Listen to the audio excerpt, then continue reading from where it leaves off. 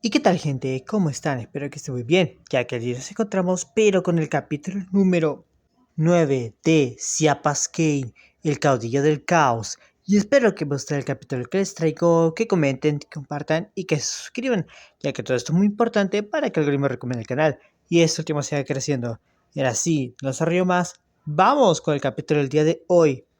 Capítulo 9. Todos a bordo. Habla el capitán. Hemos llegado a nuestro destino. Prepárense para reaparecer desde la disformidad en 60 segundos. Un minuto después, el navegante del Edge of Ascension activó el núcleo de curvatura. La sensación de la transición, cuando la nave atravesó el velo y regresó a la realidad, fue tan nauseabunda como siempre. Varias otras naves emergieron del Inmaterium al mismo tiempo, aunque los códigos de identificación de transmisión del Edge contenían anulaciones secretas de la Inquisición que impedían que su Auspex informara de la presencia de la nave hasta que su dueña así lo deseara. El acorazado de clase Retribution, Trone Eternal, buque insignia del Lord General Ziban, guardián de Damocles, azote de los alienígenas y miembro de la pequeña cábala panacea del Inquisidor Bail, se encontraba en el centro de la flotilla, rodeado por su pantalla de escoltas. La formación se había mantenido admirablemente bien a pesar de las vicisitudes de la disformidad, una clara muestra de la habilidad de los oficiales navales que tripulaban las naves. La inquisidora Kaliat Shain contempló la proyección holográfica del mundo al que se aproximaba la flotilla imperial. Allí, en el puente de su nave personal, rodeada de sus fieles sirvientes, no se molestó en ocultar el desprecio que sentía por aquel lugar. Al igual que el resto del clúster del que tomaba nombre, Britannicus Alpha Secundus estaba podrido hasta la médula. Milenios de estabilidad habían engendrado indolencia en su clase dirigente. Cuando su atención se centró por primera vez en la región, no le sorprendió encontrar indicios de ambiciones separatistas entre la clase dirigente. Sin embargo, sí le sorprendió la absoluta incompetencia de los nobles que albergaban tales ambiciones. A través de sus agentes, había avivado esos sentimientos. Comerciantes de otros planetas habían elogiado la majestuosidad del mundo, actuando como si los palacios de la nobleza fueran algo más que los desesperados intentos de un grupo de paletos endogámicos que imitaban la verdadera gloria del imperio. Ahora, la maquinaria estaba en marcha. Los conspiradores que ella había cultivado estaban listos para actuar, creyendo ingenuamente que podrían resistir sin la protección del imperio y que podrían separarse de él sin ser destruidos. Estaban equivocados en ambos aspectos, de una manera ridícula. Aquí, en la franja oriental en particular, ningún mundo podía esperar resistir los horrores de la galaxia sin el poderío del imperio para protegerlos, e incluso el sobrecargado comando de sector no dejaría impune una rebelión abierta y un ataque contra un Lord General.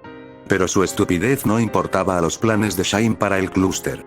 Britannicus sufriría una gran devastación, pero el clúster, y, de hecho, todo el sector, una vez que las aguas se calmaran, saldría fortalecido. La fe de su gente se endurecería con la lucha, forjándose en un arma capaz de enfrentarse a las numerosas amenazas que acechaban al sector Damocles. Sí, morirían millones de personas, según las estimaciones de sus analistas de datos. Pero era un sacrificio necesario para erradicar la debilidad y la corrupción, por el bien del sector y del imperio en general. Shain no sentía vergüenza por lo que planeaba, aunque sabía que tampoco debía sentirse orgullosa. Era simplemente algo que había que hacer, algo para lo que solo unos pocos tenían la fuerza, incluso entre las selectas filas de las sagradas órdenes. El Gran Museo de Britannicus era un monumento a la expansión imperial, construido en un mundo que no había visto conflictos en miles de años, pero cuya élite aún se aferraba al boato de la conquista para justificar su dominio, tanto ante las masas que mantenían firmemente aplastadas bajo sus elegantes botas, como ante sí mismos mientras cenaban con comida importada en salones dorados. La familia reinante seguía gastando cantidades desorbitadas de créditos para comprar nuevos objetos a los comerciantes para el Gran Museo. Era una cuestión de prestigio. El reinado de un monarca solía juzgarse por la cantidad de piezas nuevas que añadía a la colección del museo, cuyo valor y rareza se tenían en cuenta mediante fórmulas ocultas incomprensibles para cualquiera que no perteneciera a la nobleza. Y Federico estaba casi seguro de que la mayoría solo fingía entenderlas. Nadie recordaba cuándo había comenzado la tradición, y mucho menos cuándo se había convertido en una realidad aceptada. El último gobernador que intentó abolirla, hace 7 siglos, fue derrocado en un violento golpe de estado por su sobrino, cuyos descendientes, salvo alguna infidelidad conyugal no descubierta en algún momento, han mantenido el cargo hasta el día de hoy. Desde entonces, nadie había expresado públicamente la opinión de que el Gran Museo fuera un pozo sin fondo de dinero. De niño, a Fredericus le encantaban las ocasiones en que él y sus compañeros de la escuela visitaban el museo. La visión de las piezas expuestas llenaba su imaginación con visiones de mundos lejanos, dejándolo boquiabierto ante la magnitud del imperio y el alcance de los gobernantes del mundo. Ese asombro había muerto junto con su supervisor y su comprensión de la verdadera naturaleza del sistema en el que había nacido y del que había sido criado para convertirse en un engranaje más, girando sin pensar y participando en la destrucción de las mismas personas que conformaban el sistema. Ahora, veía el Gran Museo por lo que realmente era, un monumento al despilfarro y al ego. Cualquier valor académico que pudiera tener estaba empañado por la codicia que yacía en la raíz de su existencia. Aún así, su experiencia previa en el lugar le resultaba útil ahora, pues le permitía aparentar que sabía a dónde iba. Técnicamente, no debía estar cerca del museo. Su destino era el palacio del gobernador, a varios kilómetros de distancia. Pero nadie se fijó en un hombre con túnica del Administratum que sostenía una tableta de datos. Era un truco que Fredericus había usado varias veces para entrar en lugares a los que técnicamente no tenía autorización para acceder. A estas alturas, estaba bastante seguro de que podría haberlo usado para acercarse al gobernador y dispararle en la cara, si hubiera pensado que la muerte de un hombre, bueno, de dos, dado que la suya habría seguido inmediatamente, por muy incompetentes que fueran los guardias, podría cambiar las cosas en Britannicus Alpha Secundus para mejor. Usándolo, había podido moverse de un lado a otro cerca de una de las entradas laterales, fingiendo estar ocupado, y nadie había notado nada mientras vigilaba allí. Un hombre y una mujer, cada uno cargando una caja, estaban siendo detenidos por los guardias, quienes les preguntaban qué hacían allí. Antes de que hicieran algo de lo que los guardias se arrepintieran, Fredericus avanzó rápidamente, con una expresión de aburrimiento y fastidio en el rostro. «Aquí están», exclamó, y los guardias se giraron para mirarlo. «Llegan tarde. Este envío debía haber llegado hace horas. Vengan conmigo, ahora mismo. Tenemos el tiempo justo para tener todo listo». Los guardias se miraron entre sí, se encogieron de hombros y dejaron pasar a los dos sirvientes. No valía la pena arriesgarse a que su trabajo fuera la causa de que alguna parte crucial de la visita al museo que se le estaba ofreciendo al Lord General no saliera según lo previsto. Ekaterina y el padre Ursus, pues esa era la identidad de los dos sirvientes, ocultos bajo sus humildes vestimentas, siguieron en silencio a Fredericus mientras los conducía por los pasillos de mantenimiento, donde el personal del museo trabajaba lejos de la mirada de sus nobles mecenas. Pronto, los tres llegaron a una pequeña habitación llena de cajas polvorientas, y Fredericus cerró la puerta tras ellos, colocando una silla debajo del pomo para que cualquiera que intentara abrirla pensara que estaba cerrada con llave. «Listo», dijo, volviéndose hacia sus dos compañeros. «Estaremos a salvo durante los próximos minutos». «Gracias, Fredericus», dijo Ekaterina mientras ella y Ursus dejaban y abrían sus cajas, sacando el resto de su equipo de guerra. «Padre, este es Fredericus, el contacto del que te hablé». El sacerdote barbudo examinó al clérigo, mirándolo de arriba a abajo. «No te pareces a lo que esperaba, jovencito. Esto demuestra que el verdadero carácter de una persona no tiene nada que ver con su apariencia, ¿eh?» «Gracias», respondió Fredericus, decidiendo tomar las palabras del anciano como un cumplido. Instantes después, ambos estaban armados y listos. El plan era sencillo. Ursus quería hablar con el Lord General y contarle sobre la pésima gestión del mundo por parte de la nobleza, sobre el sufrimiento innecesario que infligía al pueblo y el potencial y la productividad desperdiciados. El predicador conocía el imperio lo suficientemente bien como para saber que Zidane no se conmovería solo por la empatía hacia sus semejantes. Incluso si lo hiciera, el peso de sus deberes le impediría actuar. Pero Zidane tenía fama de preocuparse por los soldados rasos bajo su mando y de tener poca paciencia con los juegos de la élite del imperio. Tras ascender al mando de las fuerzas del sector a raíz de su decapitación por el demente inquisidor Karamazov, estaba más interesado en los aspectos prácticos de mantener seguros los dominios del imperio que en qué linaje poseyera el palacio más impresionante. Fredericus pensaba que Ursus estaba loco y que su plan era igual de descabellado. Pero Ekaterina creía que podría funcionar, o al menos que tenía suficientes posibilidades de éxito como para merecer la pena intentarlo, siempre y cuando se tomaran las precauciones necesarias para sobrevivir al fracaso, claro está.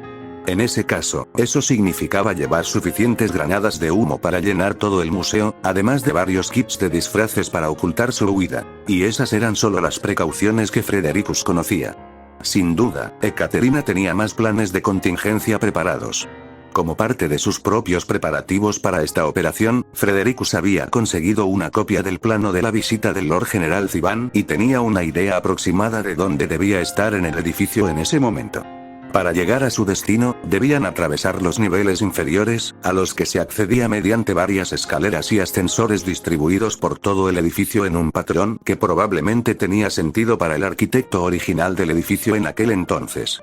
El sótano del Gran Museo era un laberinto lleno de cajas, dispuestas de forma desordenada en un sistema de clasificación que solo el conservador entendía, y Fredericus estaba bastante seguro de que el hombre fingía comprenderlo para conservar su puesto.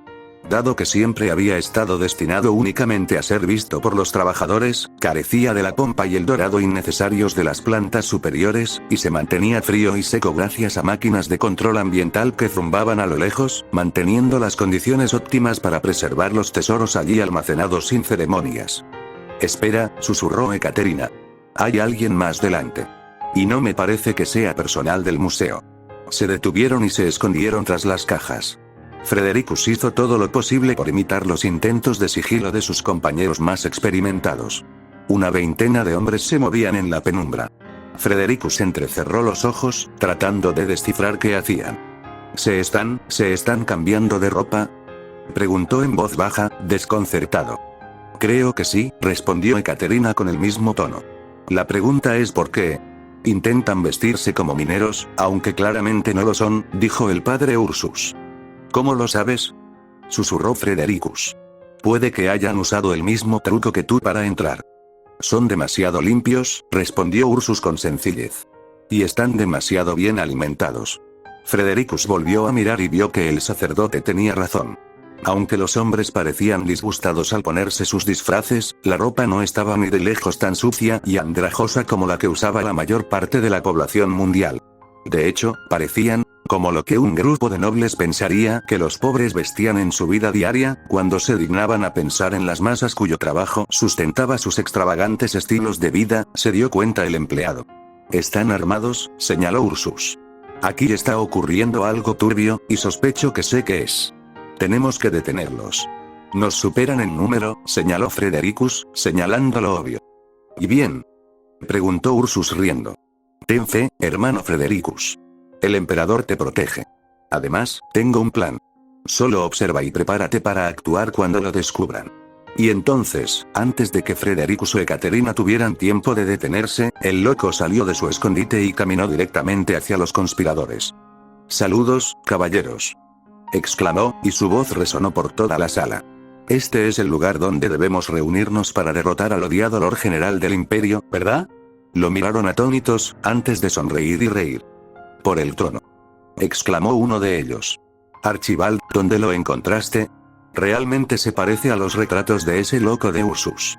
Es perfecto». Yo no. Creí que lo habías hecho tú».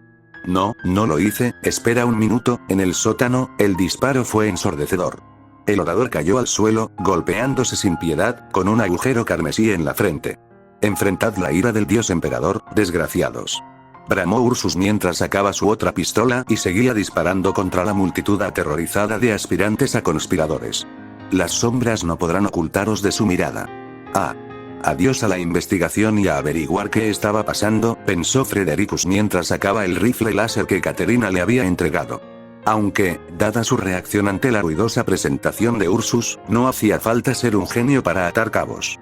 La idea de que los nobles del planeta, precisamente los que más se beneficiaban del statu quo, aún no estuvieran satisfechos y quisieran asesinar a un representante del imperio y culpar a los descontentos locales, le pareció acertada. Eso, y saber que gritar como un loco y lanzarse a la refriega le costaría la vida. La descabellada estratagema de Ursus había durado lo suficiente como para permitirle acercarse, y se lanzó directamente a la refriega, arma en mano, confiando en que el dios emperador lo protegería. O quizás sin importarle si recibía un disparo, Fredericus no estaba seguro. Una vez que vació sus pistolas, las enfundó y sacó una escopeta recortada de donde colgaba a su espalda antes de continuar disparando, profiriendo alabanzas al amo de la humanidad y denigrando el carácter de sus enemigos sin cesar. Aprovechando la distracción que suponía el hombre barbudo con escopeta en medio de los conspiradores, Ekaterina se lanzó al ataque. Se movía con una gracia asombrosa, una daga en cada mano, saltando de enemigo en enemigo, dejándolos sangrando y moribundos a su paso. Mientras tanto, Fredericus se escondía tras una caja y disparaba a ciegas cuando estaba razonablemente seguro de que no heriría por accidente a ninguno de sus aliados. No era un buen tirador y lo sabía, así que se aseguraba de apuntar lejos de sus compañeros, prefiriendo fallar el tiro por completo antes que arriesgarse a herirlos accidentalmente. Instantes después, todo terminó. El olor a sangre y muerte inundó la habitación, aunque algunos de los enemigos aún seguían con vida. ¿Qué hacemos ahora?, preguntó Federico. Tengo una idea, dijo el padre Ursus, inclinándose sobre uno de los conspiradores supervivientes, y Fredericus se estremeció. Ekaterina tenía razón. Definitivamente no estaba hecho para el trabajo de campo. Pero mientras escuchaba a Ursus explicar su plan, francamente descabellado, el renegado empleado no pudo evitar sentirse atraído por él. El general Ziván se encontraba frente a un mural que había sido sustraído de un mundo feudal hacía un par de miles de años, junto a 3 de sus guardias personales, cuando un panel de la pared se abrió bruscamente y 4 personas, 3 de pie y otra siendo llevada entre 2 de los primeros, entraron en la habitación. Los guardias alzaron sus armas contra los intrusos, pero un gesto de Ziván les impidió abrir fuego al verlos, aunque, por supuesto, mantuvieron sus armas listas. Saludos, Lord General Ziván, dijo el hombre barbudo con afabilidad, completamente indiferente a las armas mortales que le apuntaban. Soy el padre Ursus, y por la gracia del dios emperador, mis compatriotas y yo acabamos de descubrir una conspiración contra usted. Ziván parpadeó. Fuera lo que fuese lo que esperaba, esto no era lo que veía. He oído hablar de ti, dijo, sin que se le ocurriera nada más. Los nobles locales estaban deseosos de contarme historias sobre tus crímenes contra el imperio. Sospechosamente, dado que esos crímenes ocurrieron bajo su vigilancia. También me advirtieron que tuviera cuidado, pues podrías intentar matarme. Solo queríamos hablar contigo, nada más, dijo Ursus, meneando la cabeza. Pero encontramos a esos tipos escondidos en el sótano del museo, proclamando su intención de matarte y, de hecho, culparme a mí y a mis compañeros de tu muerte en la lucha por la dignidad del hombre común. Los compañeros de Ursus dejaron caer al hombre que llevaban a los pies de Ziván antes de que el Lord General se inclinara para examinar al hombre mientras éste recuperaba la consciencia, y frunció el ceño. Vaya, dijo mientras el hombre intentaba incorporarse. Conde Arcafacies. Lo reconozco de aquella molesta ceremonia de bienvenida. ¿Qué hacía usted merodeando con un grupo de hombres armados?, me pregunto. No nos detendrán, escoria imperial, espetó Arcafacies, con más coraje que sensatez, o, como sospechaba Ziván, más ignorancia que valentía. Britannicus se alzará, cállate. El Lord General le dio un puñetazo al aristócrata en la cara, y este cayó al suelo, con la nariz rota y quejándose como si lo hubiera apuñalado un asaltante Drukhari en lugar de haberlo golpeado un hombre en decadencia. En realidad no preguntaba. Se lo dejo a mis interrogadores. Ahora, en cuanto a ustedes 3. Supongamos por un momento que esto no es una trama complicada para ganarse mi confianza frustrando un falso intento de asesinato, cosa que dudo, dado que les costaría mucho conseguir que alguien como Arcafacies bajara hasta aquí para asumir la culpa. ¿Qué quieren de mí? Pues claro, Lord General. Sonrió Ursus. Para servir a la voluntad del dios emperador en este mundo sumido en la oscuridad. Esto no era lo que Shine esperaba, reflexionó la inquisidora mientras leía los informes provenientes del planeta y recopilados por su equipo de analistas de datos. Sabía que las probabilidades de éxito del intento de asesinato contra Ziván eran prácticamente del 50%. El Lord General había sobrevivido a cosas peores que la trampa de la nobleza británica, incluso con las armas que ella había dispuesto que obtuvieran. Shine había previsto ambas posibilidades. Si Ziván sobrevivía, desataría su furia contra los rebeldes. Ella se rebelaría y lo ayudaría, liderando al Astra Militarum en la purga del planeta ahora que tenía motivos para hacerlo. Si moría, intervendría para tomar el control de sus fuerzas de escolta. La estratagema de los nobles fracasaría, ya fuera por su intervención o porque uno de los subordinados de Ziván lograra descubrirla, en cuyo caso recompensaría a ese perspicaz individuo con su apoyo para suceder al Lord General. Lo que no había previsto era la injerencia de un grupo rebelde local cuya disputa no era con el imperio, sino con la propia nobleza. Había oído hablar de este padre Ursus al idear su plan, pero lo había descartado como un don nadie, alguien que tarde o temprano sería aplastado por las autoridades para que el flujo de recursos al resto de la región continuara sin que los siervos se creyeran superiores. En cambio, Ursus había frustrado el intento de asesinato, aparentemente por pura coincidencia, y entonces, bueno, ahí el informe se volvió un poco más complicado de entender. Al parecer, Ziván, al conocer a Ursus, había entablado de inmediato una improbable amistad con él. El Lord General coincidió con Ursus en que privar a las masas de la panacea era tanto una afrenta al dios emperador como un desperdicio de recursos, especialmente cuando la Guardia Imperial podía aprovechar a toda la gente posible. Era mucho más ingenuo de lo que cabría esperar de alguien del rango de Ziván. Aún así, podía sacar provecho de ello. El fallido intento de asesinato de los nobles había revelado sus ambiciones heréticas, y Ziván estaba más furioso por su presunción que por el atentado contra su vida. Como Lord General, estaba acostumbrado a tales cosas y hacía tiempo que había dejado de tomárselas personalmente. Todavía tenía contactos entre la nobleza a los que podía influir, utilizando la alianza de Ziván con Ursus para avivar su furia moralista y convencerlos de que iniciaran una guerra civil en toda regla. Con una figura emblemática como Ursus para que el pueblo se uniera, las unidades de élite de la Guardia Imperial de Ziván a bordo de la flotilla podrían aplastar a la nobleza e instaurar un nuevo orden que asegurara el flujo del diezmo.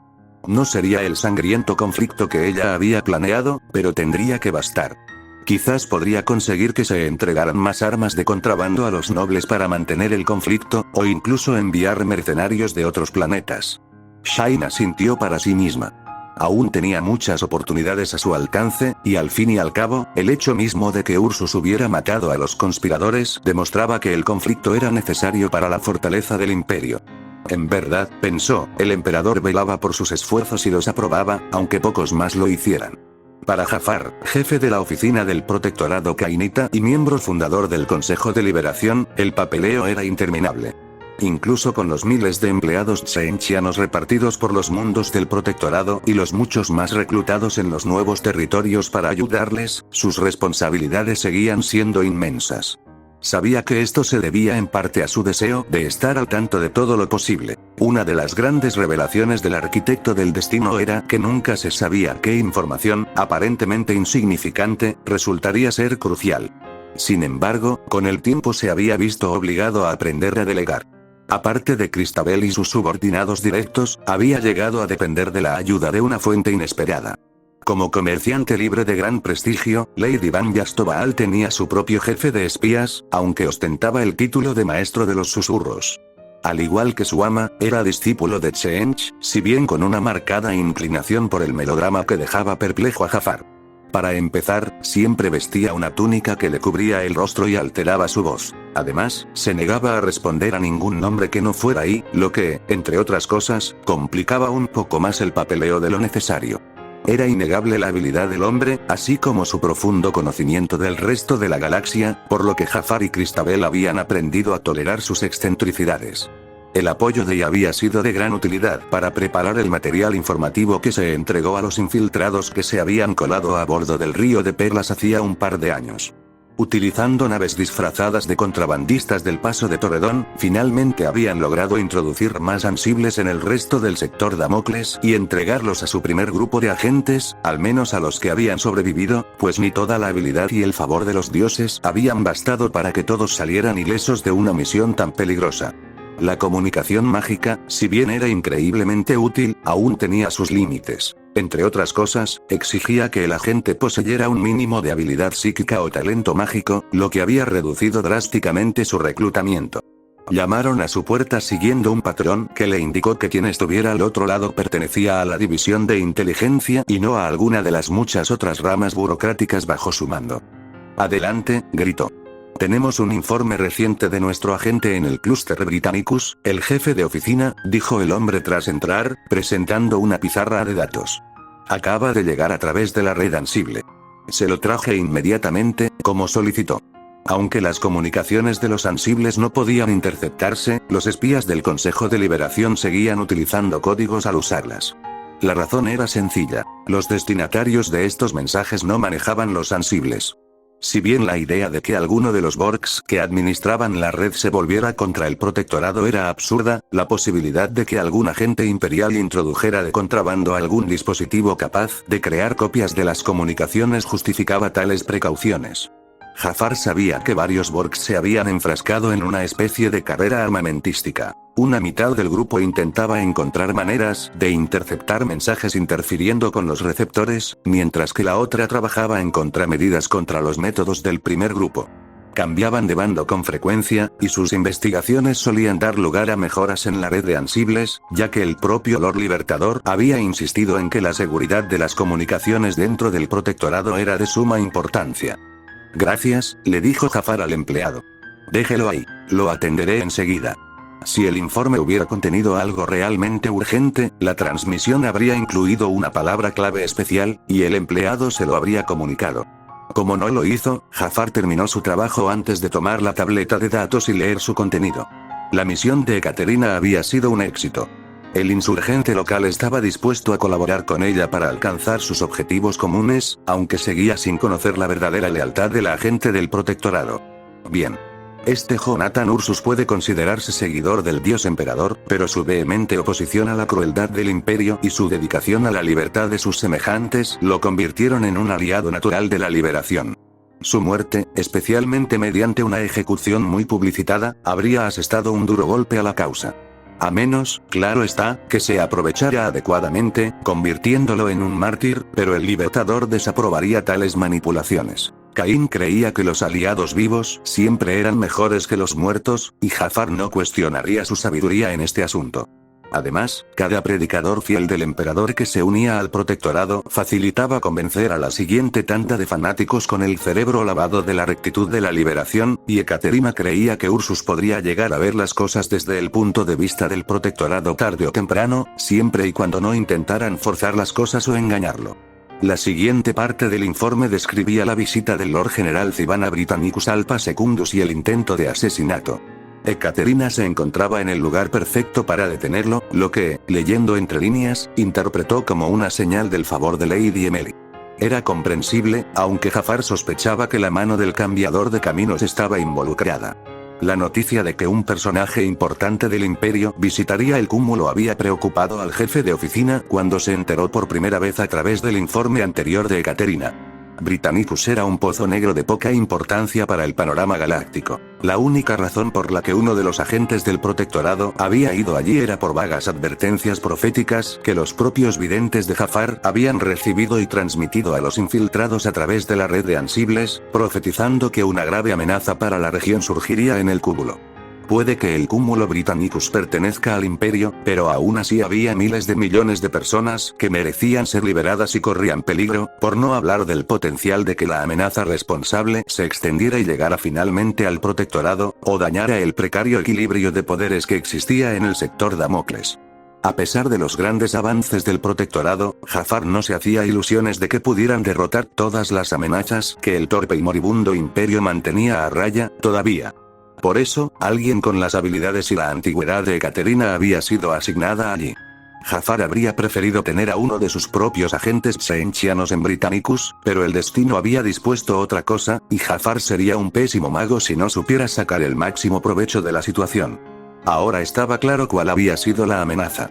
El protectorado conocía desde hacía tiempo la importancia del Lord General Civan para el Golfo de Damocles. Cuando Adumbria fue salvada del corrupto, las antiguas guardias femeninas del 296 Regimiento de Infantería de Balaya estuvieron más que dispuestas a compartir lo que sabían sobre la situación en el sector. Ciertamente, eso no había sido mucho, dada la obsesión del imperio por mantener a sus ciudadanos en la ignorancia sobre todo aquello que no necesitaran absolutamente para cumplir con su deber, y sobre muchas cosas que sí necesitaban saber, lo que provocó mucha muerte y sufrimiento innecesarios que el imperio simplemente ignoró sin detenerse jamás a reconsiderar sus acciones. Pero las consecuencias del ataque del demente inquisidor Karamazov a Slaukenberg habían sido tan vastas y profundas que incluso los soldados rasos de la Astra Militarum habían oído hablar de ello. Ziván fue el hombre que surgió del caos que siguió a las purgas del maníaco en el mando del sector, e impidió el colapso de la presencia imperial en Damocles. Desde entonces, dirigió numerosas campañas, incluido el agotador conflicto contra el Imperio Tau, que dejó a ambas potencias muy debilitadas en la región. Jafar releyó el informe, asimilando los distintos detalles. Que Ziván hubiera estado tan cerca de la muerte por las intrigas de un grupo de nobles arrogantes, codiciosos y sedientos de poder, era una prueba más de lo irremediablemente podridos que se habían vuelto los cimientos del imperio bajo la lenta y secreta influencia de Nurgle. Y el hecho de que se hubiera evitado esta vez no significaba que siempre sería así. El secretario jefe decidió que el Libertador debía ser informado de esto. Sin embargo, antes de molestar a Caín, Jafar decidió hacer una última comprobación para obtener información adicional. Salió de su oficina y se dirigió a la sala de adivinación reservada para su uso personal, con la intención de confirmar que la amenaza prevista en el cúmulo británico había sido evitada. La adivinación era un arte complejo y delicado, especialmente al intentar obtener información sobre un tema tan vago como el que Jafar intentaba abordar. Además, el Libertador había insistido en que todos los adivinos tomaran todas las precauciones posibles antes de cada intento, sin importar cuán insignificante o urgente fuera la pregunta. Así pues, solo después de una hora de purificación ritual y meditación, Jafar se abrió al Inmaterium y pronunció las palabras que permitirían a su mente desentrañar sus misterios. No oyó el crepitar de la electricidad en la habitación a oscuras, ni vio los patrones que danzaban en las sombras proyectadas por las 9 velas colocadas a su alrededor. Tras 3 horas, Jafar salió de su trance, cubierto de sudor y temblando. Era normal después de semejante esfuerzo, y apenas le prestó atención, demasiado absorto en lo que acababa de aprender. La amenaza no había desaparecido en absoluto. Seguía ahí. Si bien los esfuerzos de Ekaterina sin duda habían salvado innumerables vidas al evitar otro colapso del alto mando imperial en el sector Damocles, esa no había sido la calamidad que los demás videntes habían vislumbrado en el futuro. Jafar lo había visto, ahora con mayor claridad tras haber evitado el operativo de Slanesh, la posibilidad de una guerra civil imperial en la región. Sería algo pequeño, fácil de pasar por alto, pero desencadenaría una cadena de acontecimientos que supondrían una grave amenaza para el protectorado, o quizás simplemente la anunciarían. A veces era difícil, casi imposible, distinguir la diferencia. Y, surgiendo de los susurros quebrados y las advertencias del mar de las almas, una frase se había alzado por encima de todas las demás. Su significado se le escapaba al jefe de oficinas, pero la sensación de pavor absoluto que le había provocado era inconfundible. La joya de sangre pálida ha regresado. Necesitaba informar al Libertador de inmediato. Sentado en una de las bibliotecas de Cainópolis, Tarek leía un tratado sobre tecnología escrito por un miembro de la Hermandad de la Grandeza Renovada, uno de los pilares fundamentales del protectorado desde los tiempos del levantamiento. Según la fecha de la portada, se había publicado justo después de la rebelión en Slaukenberg y se utilizó como parte del esfuerzo por educar a la población una vez finalizada la campaña para difundir la alfabetización en todo el mundo liberado. Lo cual, de por sí, ya era increíble para Tarek. Como miembro de la raza de las bestias, había tenido la suerte de que su relativa amistad con uno de los tecnosacerdotes que viajaban a Torredón Minoris I le hubiera enseñado a leer el gótico bajo. La alfabetización entre los hombres bestia había disminuido considerablemente con el paso de las generaciones, y le había impactado descubrir que lo mismo ocurría en Torredón Majoris, donde solo una pequeña fracción de la población sabía leer y escribir algo más que su propio nombre antes de la llegada del protectorado. A pesar del prestigio que le había reportado su participación en la derrota de la Hermandad de la Oscuridad, Tarek tenía mucho que aprender. Su vida en las cavernas agrícolas de Torredón Minoris I no le había brindado precisamente muchas oportunidades para estudiar, y si quería ayudar a Estella a conocer la galaxia, necesitaba saber de lo que hablaba. Que ella fuera realmente la reencarnación del dios emperador, como afirmaba Astianath, era irrelevante. De hecho, esa posibilidad solo aumentaba la carga de sus responsabilidades como su protector. Así, desde su llegada a Slaukenberg, cada momento que no pasaba al lado de Estella lo dedicaba a su formación. Esto también le servía de excusa para no verse envuelto en la política de los cultos que dirigían el protectorado bajo el mando de Caín, todos ellos demasiado interesados en él para su gusto. Sus supuestas habilidades proféticas, sumadas al hecho de haber estado junto a Caín cuando el Libertador asaltó la fortaleza de la Hermandad, lo habían convertido en una persona de gran interés, y le aterraba que tarde o temprano descubrieran su engaño. claro, había estado al lado de Caín después de que su grupo se dispersara por la interferencia mágica de la hermandad en el ritual de teletransportación, e incluso llegaría a decir que había contribuido a la lucha contra los hermanos oscuros en lugar de perjudicar a Caín.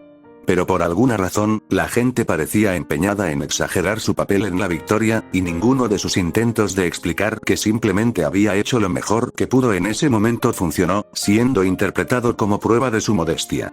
Finalmente, Tarek desistió de aclarar las cosas y se centró en lo que podía hacer para ayudar a la niña que él y Caín habían encontrado encadenada en ese extraño lugar intermedio, ya que Caín solo podía estar en su presencia por cortos periodos antes de que ella entrara en pánico, debido a su vínculo con la Daemon Blade que casi lo había llevado a matar a Estella. En Cainópolis había muchas bibliotecas públicas y universidades, y aunque atraía la atención allá donde iba, no había muchos hombres bestia en Slaukenberg, aunque su número iba en aumento gracias al tráfico regular a través del portal de distorsión y las oportunidades de este lado, no era ni de lejos la bienvenida que podría haber esperado en Torredón Majoris.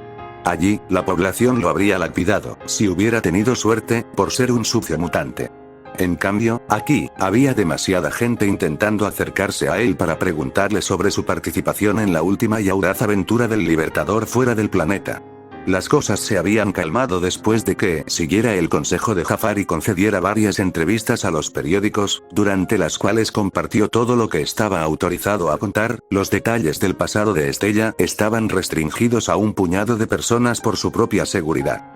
Su interacción con los medios de comunicación de Slaukenberg también le había ayudado a comprender hasta qué punto se veneraba a Caín en este lugar. Antes de llegar a este planeta, solo se había reunido con los altos mandos del protectorado, Harold, Cristabel, hombres y mujeres que frecuentaban al Libertador.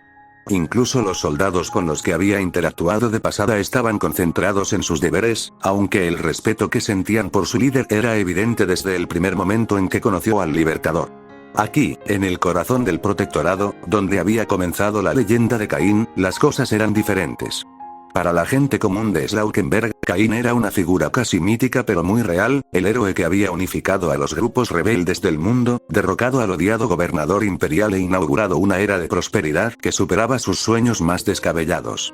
Como alguien que había luchado a su lado, parte de esa fascinación se había transmitido a Tarek, algo con lo que no se sentía cómodo, pero que no tenía más remedio que soportar y esforzarse por estar a la altura. Tenía sentido, supuso. Caín era el tipo de hombre que se lanzaría contra un grupo de sectarios para detener un ritual dirigido a sus compañeros, y que batiría en duelo a un Astartes para vengar las injusticias cometidas contra un niño.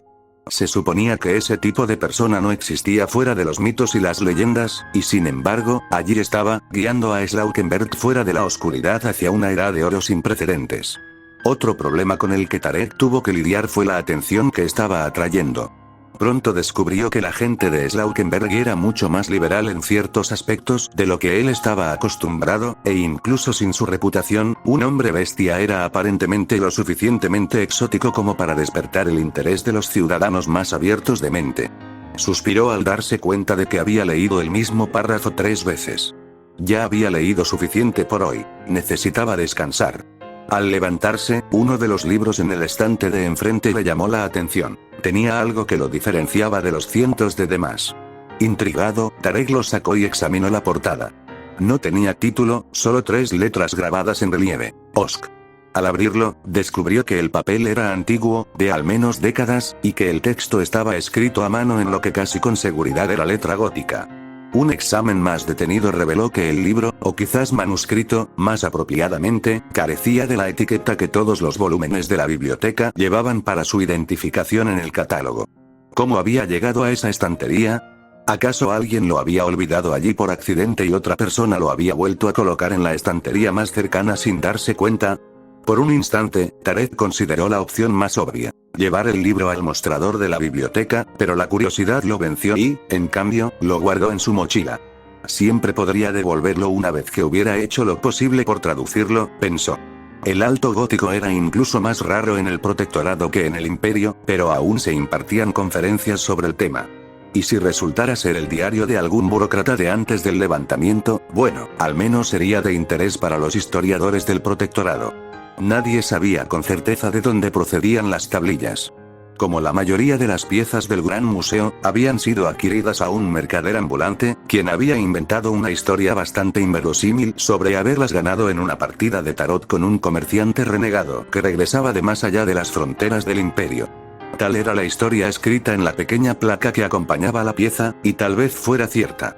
A lo largo de los años, varios de los llamados eruditos Xenos de Britannicus, un grupo de aficionados y diletantes adinerados cuyo conocimiento combinado sobre el extranjero podría haber cabido en los márgenes de un ejemplar del manual de instrucción para soldados imperiales, habían intentado estudiar las tablillas, pero ninguno de ellos había logrado descifrar su origen.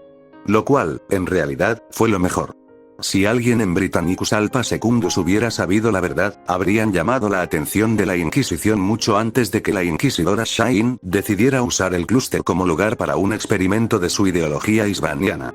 Tras el fallido intento de asesinato contra el Lord General Ziban, el Gran Museo fue clausurado, todas sus entradas bloqueadas y no se permitía el acceso a ningún visitante. Ni siquiera los custodios del edificio tenían permiso para entrar, debido a la férrea vigilancia de las fuerzas de seguridad de Ziban, cuyo orgullo había quedado gravemente herido al saber que su señor había tenido que ser rescatado de la conspiración de un grupo de revolucionarios por un trío de civiles. Y sin embargo, mientras la noche avanzaba, una figura emergió de las sombras y se adentró en una de las salas del Gran Museo. Iba envuelta en una capa que ocultaba su presencia al refractar la luz a su alrededor, convirtiéndola en poco más que una ondulación en el aire. Los candados de la vitrina de las tablillas se abrieron en el instante en que la figura los tocó con los dedos, y las tablillas desaparecieron bajo la capa color cameleón. Las alarmas que deberían haber sonado al desaparecer las tablillas fueron silenciadas, y sus espíritus mecánicos apaciguados por otro dispositivo que portaba el ladrón.